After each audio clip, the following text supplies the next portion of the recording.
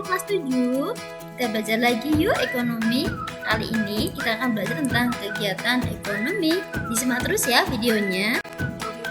Coba deh kalian amati gambar di samping. Ada 4 gambar.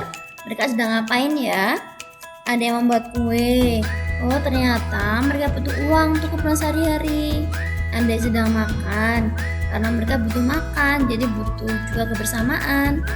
Ada yang lagi jual beli. Tujuan mereka, pembeli ingin dapat barang, penjual pengen dapat uang. Terus ada sedang telepon tuh. Ternyata dia butuh menghubungi orang lain. Kesimpulannya adalah setiap manusia melakukan kegiatan untuk memenuhi kebutuhan hidupnya. Kegiatan ekonomi itu semua kegiatan yang dilakukan manusia untuk memenuhi kebutuhannya. So, gambar-gambar yang tadi merupakan contoh dari kegiatan ekonomi. Setidaknya ada 3 macam kegiatan ekonomi, mulai dari produksi, distribusi, dan konsumsi. Apa sih produksi itu? Produksi adalah semua kegiatan menghasilkan barang atau jasa atau kegiatan menambah nilai guna suatu barang atau jasa.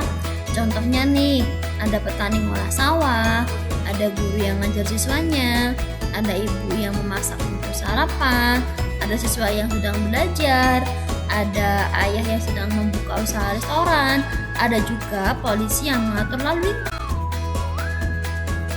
Tiap barang memiliki nilai guna atau utilitas yang berbeda-beda. Nilai guna tersebut dapat dilihat dari bentuknya, tempatnya, waktunya, dan siapa yang memilikinya. Nilai guna yang pertama yaitu form utility. Suatu barang dikatakan memiliki nilai guna apabila bentuknya sudah berubah. Contohnya kayu. Ketika masih berupa pohon, kayu itu fungsinya menghasilkan oksigen, menghambat erosi, bisa untuk rumah hewan. Ketika udah ditebang dan jadi kayu, fungsinya naik menjadi bahan untuk membuat produk. Kemudian ketika sudah diolah, bisa berupa kursi kayu, fungsinya juga berubah jadi tempat untuk duduk, aksesoris, dan juga bisa untuk dijual. Sedangkan price utility, suatu barang akan memiliki nilai tergantung di mana tempatnya. Contohnya, pasir ketika masih di laut hanya untuk mainan pasir. Tapi ketika ada di toko bangunan, pasir bisa menjadi barang yang menghasilkan uang alias dijual. Kalau time utility, nilai guna suatu barang akan bertambah jika barang tersebut digunakan di waktu yang tepat. Contohnya jas hujan. Ketika musim panas, jas hujan kurang begitu bermanfaat. Tapi ketika musim hujan, sangat diperlukan. Ownership utility. Nilai suatu barang akan berubah tergantung pada siapa yang memilikinya. Contohnya buku tulis. Ketika dimiliki anak yang belum sekolah, buku itu kurang dimanfaatkan. Tapi ketika dimiliki anak sekolah, buku itu sangat bermanfaat. Produsen adalah lembaga atau pihak yang melakukan kegiatan produksi. Tujuannya 1. Memenuhi kebutuhan konsumen. 2. Mendapatkan keuntungan. 3. Menjaga kontinuitas barang atau jasa agar barang atau jasa itu ada terus. Dalam melakukan produksi, produsen harus mempertimbangkan 3 hal: what, how, dan for. Pertimbangan pertama adalah what. Barang-barang apa saja yang akan dihasilkan dan menggunakan bahan apa.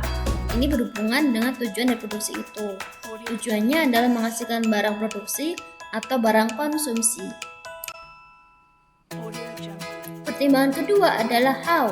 Bagaimana memilih faktor-faktor produksi untuk memproduksi barang sehingga dihasilkan barang yang berkualitas dan harga yang murah. Yang perlu dipikirkan adalah dari mana bahannya, butuh tenaga kerja seperti apa, butuh modalnya berapa, skillnya harus bagaimana, alat dan bahannya harus bagaimana. Pertimbangan selanjutnya adalah for whom. Kepada siapa barang produksi tersebut didistribusikan. Seorang pengusaha perlu mengadakan promosi agar barang hasil produksinya dikenal dan disukai masyarakat sehingga laku keras. Faktor produksi itu hal-hal yang digunakan untuk memproduksi. Ada faktor produksi asli dan faktor produksi turunan. Faktor produksi asli itu kegiatan produksi sudah bisa terlaksana dengan adanya bahan baku dan tenaga manusia. Nah, kalau yang turunan itu hasil dari faktor produksi asli. Ada contohnya nih, ada faktor produksi alam, itu contohnya tanah, hutan, barang tambang, air, pokoknya yang disediakan oleh alam, biasanya untuk bahan baku. Kalau faktor produksi tenaga kerja, itu tenaga manusia yang digunakan untuk memproduksi. Ada 3 tenaga kerja, yaitu terdidik, terlatih, dan tidak terdidik, tidak terlatih. Sedangkan kalau faktor produksi modal, bisa berupa uang atau barang, bisa gedung, bisa bahan baku. Yang terakhir adalah faktor produksi kewirausahaan, yaitu kemampuan seseorang untuk mengelola produksi. Dia harus terampil, percaya diri, fokus pada target, berani, tekun, dan jujur. Tapi produksi sebagus apapun tidak akan bermanfaat kalau tidak disalurkan. Nah, kegiatan menyalurkan barang dari produsen ke konsumen itu namanya adalah distribusi. Tujuannya apa? Yang pertama, menyalurkan barang dari produsen ke konsumen. Yang kedua, agar hasil produksi lebih berguna bagi masyarakat. Yang ketiga, kebutuhan masyarakat akan barang jasa terpenuhi. Dan yang terakhir, agar kontinuitas produksi terjamin. Macam-macam distribusi paling nggak ada 3 jenis loh. Ada distribusi langsung, ada distribusi semi langsung, dan distribusi tidak langsung.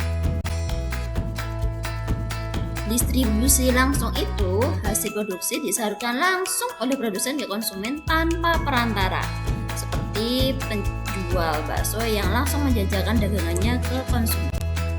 Kalau distribusi semi langsung itu hasil produksi disalurkan oleh produsen ke konsumen melalui toko milik produsen itu sendiri. Macam distribusi yang terakhir adalah distribusi tidak langsung.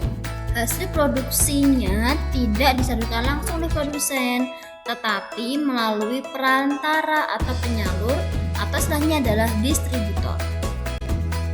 Ending dari hasil produksi itu adalah ke konsumen. Siapa sih konsumen? Konsumen adalah orang atau pihak yang kegiatannya memakai, menggunakan, atau menghabiskan kegunaan setiap barang, baik secara berangsur-angsur atau habis sekaligus. Tujuannya apa?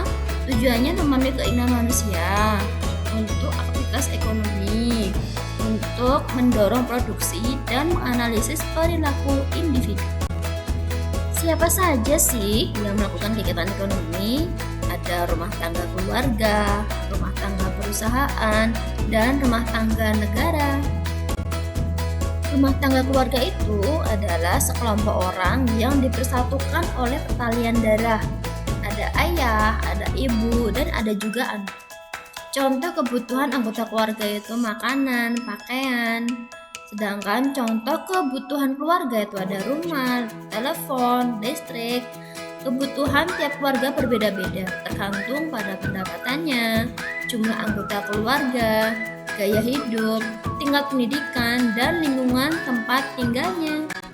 Kalau rumah tangga perusahaan itu tempat berlangsungnya proses produksi. Contoh kebutuhannya ada bahan baku, ada mesin, alat, jasa tenaga kerja.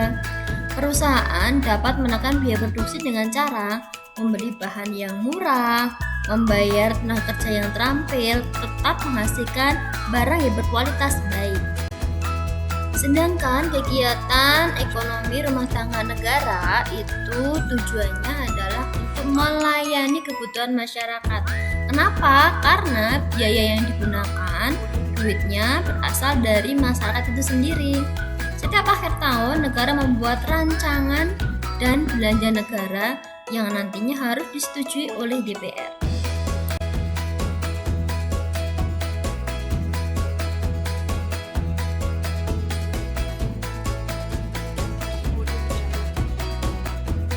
Itu tadi teman-teman kegiatan ekonomi yang ada produksi, distribusi, konsumsi, beserta para pelakunya. Tetap semangat terus belajar ya. Karena di saat kamu bermalas-malasan, ada jutaan pesaingmu di luar sana yang sedang belajar hari ini. So, tetap semangat. Sampai ketemu di video berikutnya.